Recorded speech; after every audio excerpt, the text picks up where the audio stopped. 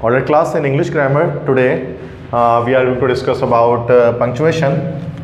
तो आज हम अपनी क्लास में पंक्चुएशन को डिस्कस करने वाले हैं। पंक्चुएशंस मीन्स के कुछ हमारे पास सिंबल्स होते हैं जिसको हम इंग्लिश राइटिंग करते हुए उसको डिफरेंट जगहों पर यूज़ करते हैं। ठीक है, तो कितने पंक्चुएशन मार्क्स होते हैं, उनको किस तरह से इस्तेमाल किया जाता है इंग्लिश राइटिंग के अंदर, आज उसके बारे में डिस्कस करेंगे। मल्टीपल चॉइस क्वेश्चंस के अंदर, एमसीक्यूज़ के अंदर क्लास 9th में, 10th में, फर्स्ट ईयर में, इन सब में जो है वो पंक्चुएशन आस्क किया जाता है कि आपको पंक्चुएट करना होता है एक सेंटेंस को। विदाउट पंक्चुएशन जो है वो एक आपके पास मौजूद होता है, एक सेंटेंस होता है, उसको आपको सूटेबल पंक्चुएशंस लगाकर आपको कंप्लीट करना पड़ता है। तो पंक्चुएशंस बहुत ज़रूरी हैं। मिसाल के तौर पे अगर पंक्चुएशंस नहीं होंगे तो फिर आप मीनिंग क्लियर नहीं होगी आपकी। अगर एक मैंने लिखा है यहाँ पर उठो मत बैठो, अब इसके मतलब क्या है? इसके दो मतलब हो सकता है। अभी अगर पंक्चुएशन मार्क नहीं लगाओगे तो अभी इसके कोई मतलब नहीं बनते हैं। इसके मतलब ये भी हो सकता है कि उठो मत बैठो, ये हो सकता है ना, उठो मत बैठो, ये भी हो सकता है, उठो मत बैठो।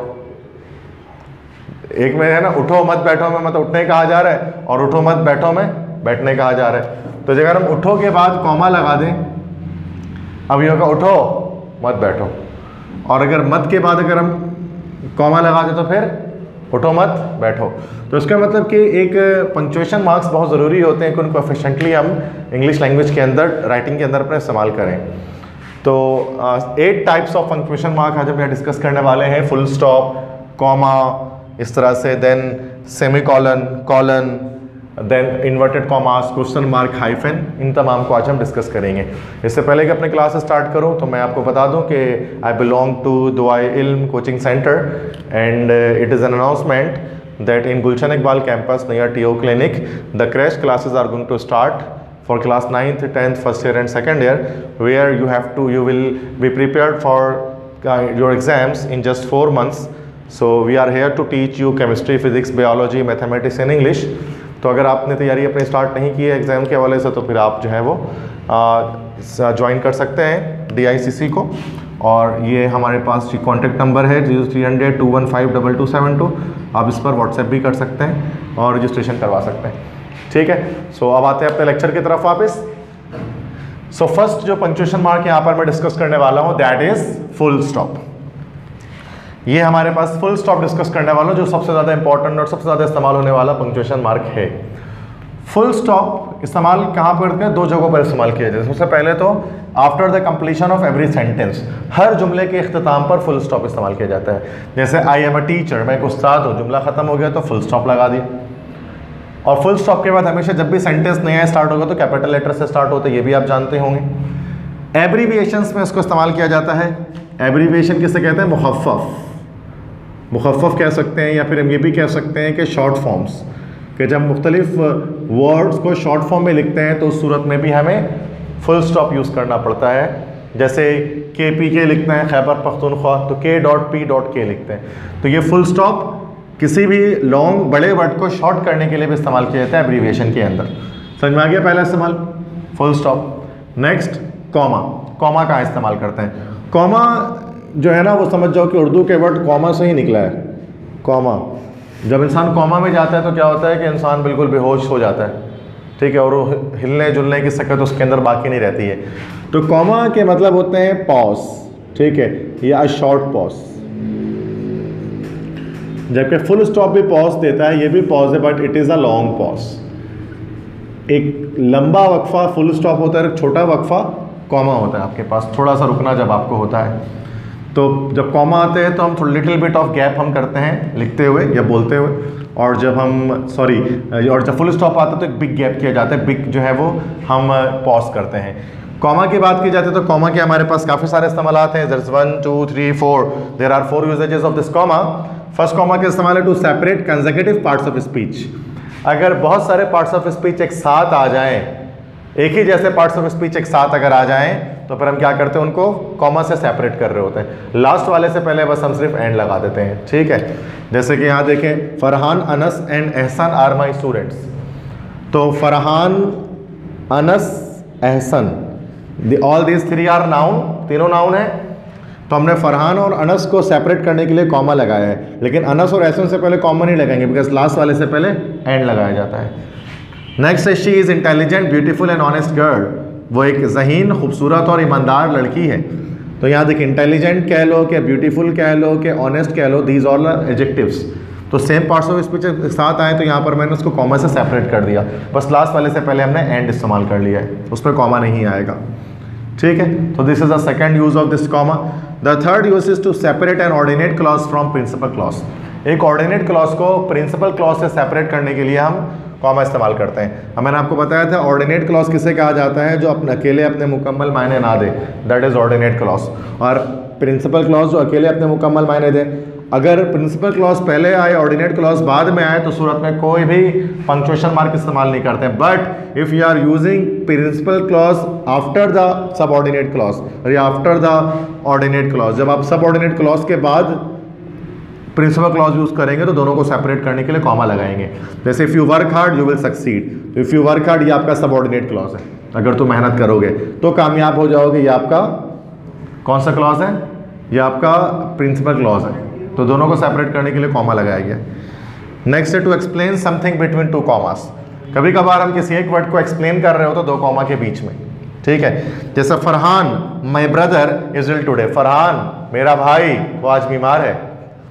तो फरहान को मैंने एक्सप्लेन किया देखो माई ब्रदर से पहले भी कॉमा दिखेगा, माई ब्रदर के बाद भी कॉमा दिखेगा, ठीक है। फरहान जो कि मेरा भाई है वो आज बीमार है, तो मैंने इस फरहान को एक्सप्लेन किया इन दो के बीच में। इसके अलावा भी तरीके होते हैं, अगर आप ये कॉमा इस्तेमाल नहीं करना चाहें तो you can use also use a small bracket. तो आप जो है वो कि स्मॉल ब्रैकेट को भी इस्तेमाल कर सकते हैं। स्मॉल ब्रैकेट और कॉमा एक ही बात है, आप चाहो तो यू यूज़ कर लो, चाहो तो कॉमा यूज़ कर लो। Next is after the end of line in a poem. हर एक नज़म के अख्ताम पर, हर एक नज़म की लाइन के अख्ताम पर हम जो है वो कॉमा इस्तेमाल कर रहे होते हैं। जैसे डैफोडिल से विलियम वर्ड्सवर्थ की I wandered lonely as a cloud that floats on high over vales and hills. तो फर्स्ट लाइन में देखो आप यहाँ पर फर्स्ट लाइन के बाद हमने क्या इस्तेमाल किया है, कॉमा इस्तेमाल किया है। तो अगर कोई स्टैंजा है जिसके अंदर नंबर ऑफ लाइंस मौजूद है पोम में, तो हर एक लाइन से के बाद जो है वो कॉमा इस्तेमाल करते हैं, और स्टैंजा जब एंड हो जाता है तो फिर हम फुल स्टॉप जाकर इस्तेमाल करते हैं। Third is semi colon. Semi colon क्या होता है कि वो कॉमा ही होता है, कॉमा के साथ क्या कर, दिस इज कॉमा और कॉमा के साथ जो है वो एक डॉट लगा हुआ होता है, this is called a semicolon, ठीक है। सेमी कॉलन क्या करते हैं, it is used for a shorter pause than comma. Comma से ज़्यादा शॉर्टर पॉज देने के लिए आप सेमी कॉलन इस्तेमाल करते हैं। मतलब कॉमा तो होता ही शॉर्ट पॉज है, उससे भी ज़्यादा शॉर्ट पॉज देना हो तो फिर सेमी कॉलन है। नॉर्मली सेमी कॉलन्स को हम जो है वो टेक्स्ट में तो कम ही इस्तेमाल करते हैं, पोम्स वगैरह में, नज़मों वगैरह में उसको खास तौर पे ज़्यादा इस्तेमाल किया जाता है सेमी कॉलन को, एक शॉर्टर पॉज देने के लिए, ज़्यादा छोटा वक्फा देने के लिए। The fourth parts of speech is colon. Next हमारे पास है कॉलन। कॉलन किसे कहते हैं, कॉलन क्या होता है कि दो डॉट्स एक साथ वर्टिकली ऊपर नीचे आ जाते हैं, that is called a colon. और कॉलन के तीन इस्तेमाल हमारे पास हैं। फर्स्ट यूज क्या है कॉलन का, कि it is use to introduce the list. एक लिस्ट को इंट्रोड्यूस करने के लिए हम कॉलन इस्तेमाल करते हैं, अगर एक लिस्ट आपको शुरू करनी हो, ठीक है। जैसे कि द 4 प्रोविंसेस ऑफ पाकिस्तान और सिंध, पंजाब, बलूचिस्तान एंड केपी के। तो यहाँ पर the 4 provinces of Balochistan are के बाद आपको लिस्ट स्टार्ट करनी थी 4 चीज़ों की, तो फिर आपने कॉलन यूज़ कर लिया। तो लिस्ट को इंट्रोड्यूस करने के लिए हम कॉलन इस्तेमाल करते हैं। Next, it is use to introduce a dialogue. किसी डायलॉग को बताने के लिए भी इस्तेमाल किया जाता है। जैसे Anas I am very lazy, Anas ने कहा मैं बहुत लेजी हूँ, मैं बहुत सुस्त हूँ। तो ये अनस का कहा हुआ डायलॉग है, तो स्पीकर के बाद भी हम जो है वो कॉलन इस्तेमाल कर सकते हैं, जैसे ड्रामा वगैरह में नॉर्मली होता है। To separate hours from minute, time के अंदर भी आपको पता होगा, घड़ी के अंदर, डिजिटल वॉचेस के अंदर हम क्या करते हैं कि घंटे को मिनट से सेपरेट करने के लिए कॉलन यूज़ होता है बीच में 6:30। बहुत सिंपल है, मोबाइल फ़ोन वगैरह में भी आपने देखा होगा, घड़ियों में भी ऐसे ही होता है। डिजिटल वॉच अगर है तो, एनालॉग के अंदर तो ये नहीं होगा। समझ में आ गई बात, ये 4 यूजेजेस। नेक्स्ट फिफ्थ जो है हमारे पास है वो है इन्वर्टेड कॉमास।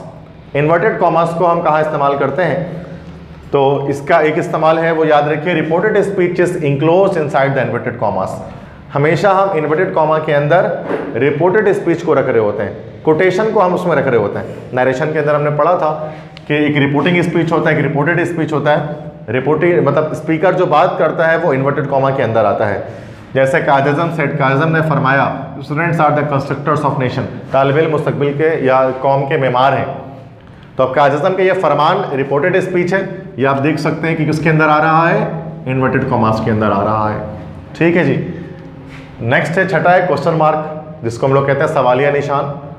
तो this is the question mark. Question mark क्यों इस्तेमाल करते हैं? After the end of interrogative sentence, हर सवाल जुमले के एंड में हम क्वेश्चन मार्क इस्तेमाल करते हैं। ठीक है, like what's your name, how are you, where are going, when did you born, इन सब के साथ हम लास्ट में क्वेश्चन मार्क इस्तेमाल करते हैं because they all are questions, they all are interrogative sentences. The seventh is mark of exclamation. Mark of exclamation उल्टा आई जैसा होता है, ये भी आप जानते हैं। साइन ऑफ एक्सक्लेमेशन भी कहते हैं, एक्सक्लेमेटरी मार्क भी इसको लोग कहते हैं। ये क्या इस्तेमाल किया जाता है? It is used after interjection and exclamatory sentences. Interjections के एंड में इस्तेमाल करते हैं इनको, जो फीलिंग्स को शो करने वाले अल्फाज होते हैं उनके एंड में इस्तेमाल करते हैं, और साथ में एक्सक्लेमेटरी सेंटेंसेस जो हैरत का इजहार करने वाले जुमले होते हैं ना, उनके एंड में इस्तेमाल किया जाता है। जैसे hurrah, we have won the match, hurrah हम मैच जीत चुके हैं। ये हुर्रा चुके एक क्या है, इंटरजेक्शन है। तो उसके बाद आप देख सकते हैं आता है उल्टा आई आता है sign of exclamation, what a nice shot by Shahid Afridi. तो what a nice shot umpire कहते हैं ना, तो ये भी एक हैरत का इजहार है। तो व्हाट अ नाइस शॉट के भी आखिर में इन साइन ऑफ एक्सक्लेमेशन आता है। तो this is one use of mark of exclamation. The last punctuation mark is hyphen. Hyphen का इस्तेमाल करते हैं ये बताता हूँ। अच्छा, देयर आर थ्री थिंग्स ना, एक तो हाइफन होता है, दिस इज हाइफन। हाइफन की बात करें so this one is hyphen. अच्छा, एक होता है हमारे पास dash. Dash is normally a longer one, थोड़ा लॉन्ग होना, अगर हाइफन तो छोटा होता है, और अगर थोड़ा हाइफन से लॉन्ग है तो this is a dash.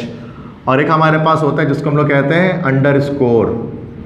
Under score, under score क्या होता है? वो नीचे होता है, ईमेल आईडी वगैरह लिखने के लिए होता है ना भाई, कि नसीम अंडर स्कोर जुल्फ़िकार, तो अंडर स्कोर दैट इज़ जो कि नीचे होगा, डैश की तरह ही होता है, बट वो ग्रास में होता है, वो मतलब रूट में, मतलब वो रूट में होता है, सॉरी ग्रास में नहीं होता। ठीक है, तो ये ग्रास में जो है वो हाइफन और डैश होते हैं, रूट में अंडर स्कोर होता है। तो जहाँ तक बात आ गई आपके पास के हम यहाँ पर हाइफन के बारे में मैं आपको डिस्कस करने वाला, हाइफन का इस्तेमाल करते हैं। अंडर स्कोर तो नॉर्मली जो है वो ईमेल वगैरह आईडी वगैरह को लिखने के लिए यूज़ किया जाता है। डैश जो है वो हम उसको भी क्या करते हैं कि डैश की सूरत में हम किसी चीज़ को एक्सप्लेनेशन करने के लिए इस्तेमाल करते हैं। हाइफन को क्यों इस्तेमाल करते हैं? It is use to join compound words. Compound words को, जो कंपाउंड वर्ड्स क्या होते हैं, जो मुख्तलिफ वर्ड्स से मिलकर बनते हैं, कंपाउंड वर्ड्स को जोड़ने के लिए हम लोग क्या करते हैं, हाइफन को इस्तेमाल करते हैं। जैसे एग्जाम्पल है हमारे पास अलॉन्ग विथ। अलॉन्ग विथ एक कंपाउंड प्रेपोजिशन है, तो अलॉन्ग और विथ के साथ हम बीच में इसके जो है वो क्या लगा देते हैं, हाइफन लगा देते हैं। इस तरह नाउअडेज, नाउअडेज का मतलब होता है आजकल, प्रेजेंट कंटिन्यूअस टेंस में से एडवर्ब को हम नॉर्मली इस्तेमाल करते हैं। नाउअडेज में क्या करते हैं, नाउअडेज को सेपरेट करने के लिए हम हाइफन को यूज़ करते हैं। ठीक है, सो एटसेट्रा, इस तरह के और बहुत सारे कंपाउंड वर्ड्स को हम कंबाइन करने के लिए हाइफन का इस्तेमाल करते हैं। So this is the thing which we have discussed today about the punctuation, कि punctuation marks क्या होते हैं और किस तरह से efficiently we can use full stop, commas, ठीक है, semicolons, colons and inverted commas, question marks, mark of exclamation and hyphen. All the things are clear? Any question right now? No question is all? ठीक है।